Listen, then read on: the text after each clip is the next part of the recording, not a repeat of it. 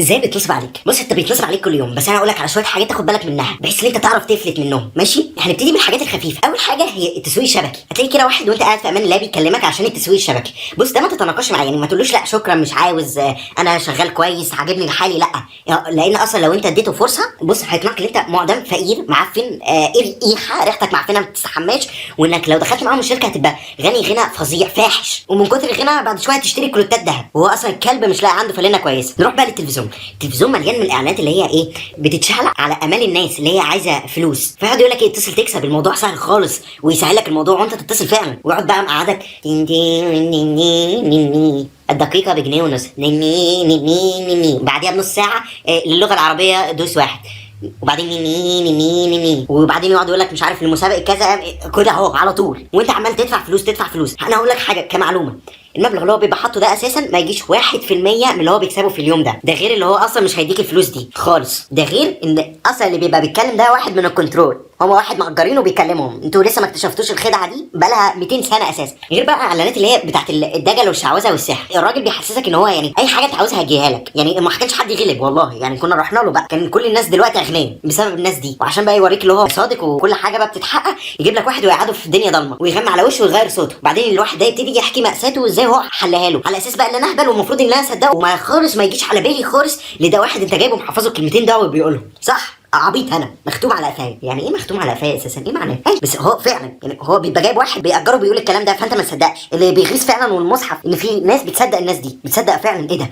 بجد يا لهوي عمل لك يعني الحاجات دي، لا ده انا اتصل بقى. غير بقى اعلانات الموبايلات، اعلانات الموبايلات تحسسك ان الموبايل البعيد ما بقاش فيه الا كاميرا، يقعد بقى يجيب لك الكاميرا بص بتعمل ازاي، هوب شوف بقى الراجل بينط ازاي، خش اوعى، يعني ما اقولكش كاميرتنا ما فيش زيها حدث، هو الموبايل ايه حضرتك ده مش اعلان كاميرا ده اعلان موبايل، يعني لسه لازم تقول لي بقى سوفت وير والحاجات دي، بس ازاي؟ لا انت بقى عجبك الكاميرا حلوه قوي فتروح تشتري موبايل، اسبوعين ثلاثه الموبايل ده بيعلق اساسا بيهنك في ايديك بس، وانت تبقى اتضربت على فك في مبلغ قد كده اهو من غير لازمه. اسال على النت دور، ولو انت ما تفهمش في الامكانيات دي اسال حد تاني او دور وانت يبقى كويس وانهي ارقام حلوه بس، لكن ما تروحش تشتري موبايل كده عادي، ما تسالش واحد صاحبك يقول لك حلو حلو يا عم، لا دور على النت موجود عليه كل حاجه. وانت جاي تتجوز بقى لا مش حماتك وحماك اللي بينصبوا عليك في المهر والحاجات دي، انت اصلا لسه ناصبين على عريس اختك فالموضوع بيترد لك، ده حاجه تانية بقى. يعني الناس لما بتسمع ان انت جاي تعمل فرح هما بيتجننوا، والمصحف بيتجننوا، يعني اسعار الحاجات اللي بتبقى الافراح غير اسعار الحاجات العاديه. يعني كابسط مثال ان لما بتيجي تجيب دي جي لعيد ميلاد بيبقى ارخص من لما بتجيبه الفرح، يعني مع ان هي انت مثلا بتاجره بالساعه، فالساعه يبقى في العيد ميلاد ب 200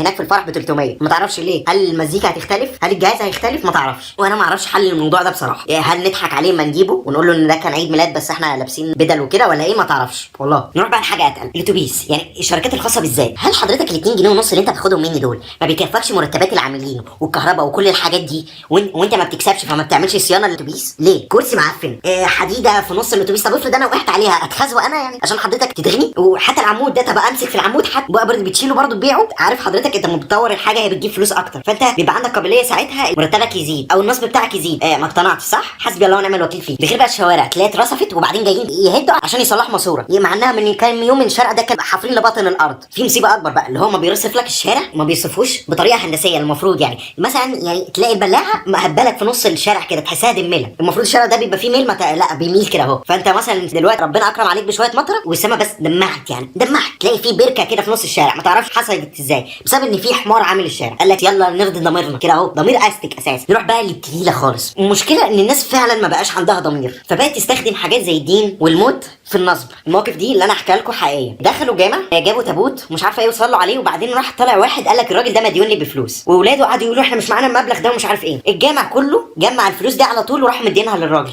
هوب الناس دي فرسعت ما بقاش في حد موجود، بيبصوا على الكفن لقوا ان اصلا موجود قطن. فشوفوا احنا وصلنا ازاي. دخل برضو الاتوبيس في مره وانا اتضحك عليا في الموضوع ده، قال لك في واحده في ست في المستشفى ماتت واحنا عايزين نشتري لها كفن بس، وانا عشان عبيط رحت مديله فلوس وواقف اهبل كده، وبعد ما نزل بتاع الاتوبيس بقى يقول لك ايه الراجل ده على فكره نصاب، ده طلع كذا مره وعمل نفس الحركه دي. طب انت البعيد ده اهبل؟ طب ما تقول لي وهو واقف، ولا انت مكسوف قدامه مثلا ان انت تقول نصاب فتجرح مشاعره وخلاص بقى، وانا يعني قاعد كده بص حاسس ان انا حمار باصص لاحمر مني، واحد حمار اكتر مني بس. فالمواقف دي ما تقعش فيها، غير بقى التسول في الشارع. بص المشكله الموضوع دلوقتي ما بتبقاش عارف مين اللي بينصب من مين الصادق من مين اللي محتاج بالظبط. فانا كنت عايز اقول كلمه واحده، يا ريت بس ضميرنا يصحى، يا ريت نتعدل. فكروا بدماغكم انتوا بجد مش مشغلين دماغكم. كل واحد بينصب في حاجه مثلا هو فاكر اللي هو كده هيجيب فلوس اكتر. زي ما انا قلت كمثال، انت لما بتطور حاجه بيجيب فلوس اكتر، فانت يعني هتتغني. مش لازم تمشيها حرام، ممكن تمشيها حلال لو تحب يعني. بس وانا كده خلصت. معلش على الحلقه التقيله دي.